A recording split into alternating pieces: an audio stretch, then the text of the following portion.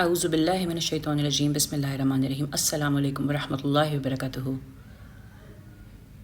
آج کل میں نے دیکھا ہے جو ہمارے معاشرے میں شادیاں ہو رہی ہیں اس میں اتنے ڈھیر فنکشنز کیے جاتے ہیں کہ ایک مہینے پہلے سے تو وہ فنکشنز سٹارٹ ہونا شروع ہو جاتے ہیں، جن میں وقت بھی ضائع ہوتا ہے، جن میں پیسہ بھی ضائع ہوتا ہے، جس میں شو آف بھی کر رہے ہوتے ہیں۔ بہت سارے گھروں کی بیٹیاں جو ہیں جو اپنے گھروں میں بیٹھی ہوئی ہیں، جب وہ آپ کے رشتہ دار جن کے پاس اتنی اللہ تعالیٰ کی طرف سے ہی سہولیات نہیں ہیں، جو اس طرح کی لیوش شادی جو کہ اسلام میں جائز ہے بھی نہیں، سادگی سے شادی کرنے کا حکم ہے، اور وہ بھی صرف ایک نکاح اور ولیمہ جو بتایا گیا ہے۔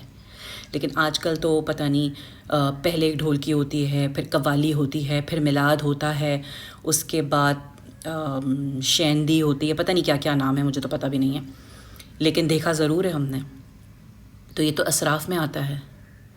اور اس کے علاوہ جو میں بات کرنا چاہ رہی ہوں وہ یہ کہ آپ لوگ اپنی بچیوں کی، بیٹوں کی منگنیاں کر دیتے ہیں۔ منگنی کا کانسیپٹ اسلام میں نہیں ہے، بالکل بھی نہیں، اور وہ منگنیاں پھر 6 مہینے سالوں بھی چلتی ہیں۔ اس دوران لڑکے لڑکیاں آپس میں باتیں کرتے ہیں، اور وہ کس طرح کی باتیں کرتے ہیں اپنے ریلیشن شپ کو اسٹرانگ بنانے کے لیے، یہ بھی ہم جانتے ہیں۔ تو یہ تو ہم انہیں حرام کی طرف خود دھکیل رہے ہیں۔ یہ تو حرام ریلیشن ہے، یہ تو حلال ریلیشن ہے ہی نہیں۔ جب منگنی کا کانسیپٹ اسلام میں ہے ہی نہیں، صرف نکاح کا ہے کہ آپ ڈائریکٹ نکاح کریں سادگی سے اور ولیمہ کریں، ولیمے کا کھانا ہے۔ نکاح کرنے پہ بھی لڑکی والوں کے لیے، لڑکی والوں کے اوپر یہ بوجھ نہیں ڈالا گیا کہ وہ کھانا بھی کھلائیں۔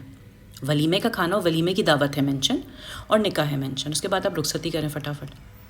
لیکن نہیں، سالوں سالوں منگنیاں کر کے لڑکے لڑکیاں آپس میں باتیں کرتے ہیں، پھر ان میں انٹیمیسی بھی ہوتی ہے، اس کے بعد پھر ان میں لڑائیاں بھی ہوتی ہیں، اور بہت ساری منگنیاں ٹوٹ بھی جاتی ہیں اسی دوران۔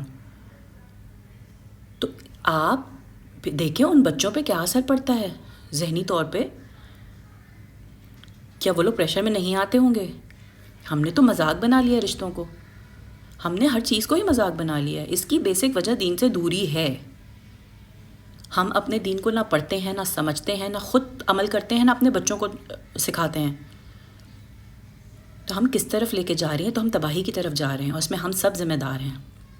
ماں باپ جو اس طرح اپنے بچوں کی منگنیاں سالوں چلاتے ہیں، اس کے بعد ان کو آزادی دیتے ہیں کہ وہ باہر ملنے بھی جائیں، ساتھ کھانا بھی کھائیں، پکنکس پہ بھی جائیں، ایک دوسرے کے گھروں میں بھی جائیں، وہ فون پہ لمبی لمبی باتیں کریں، تو یاد رکھیے گا اس کا گناہ ماں باپ کے سر پہ بھی جائے گا۔ کچھ ہوش کے ناخن لیں، جاگیں۔ سو رہی ہے ہماری قوم۔ ہم جو ہے مغربی ممالک کے جتنے بھی ان کے ٹریڈیشنز ہیں ان کو فالو کر رہے ہیں، ان کے کلچر کو اپنا لیا ہم نے۔ ہم ڈریسنگ بھی ویسے ہی کر رہے ہیں، ہمارے گھروں میں بھی طریقہ کار اب ویسے ہی ہونے لگ گیا ہے۔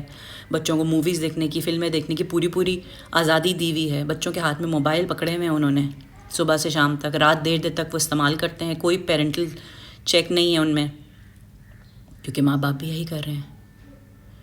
لیکن کیا ہمیں اس لیے بھیجا گیا ہے؟ ہماری زندگی کا، ہماری دنیا میں آنے کا یہ مقصد ہے؟ جاگیں، قرآن شریف کھولیں، گھر میں بیٹھیں، پڑھیں، تفسیر کے ساتھ پڑھیں، اپنے بچوں کو بھی بٹھائیں۔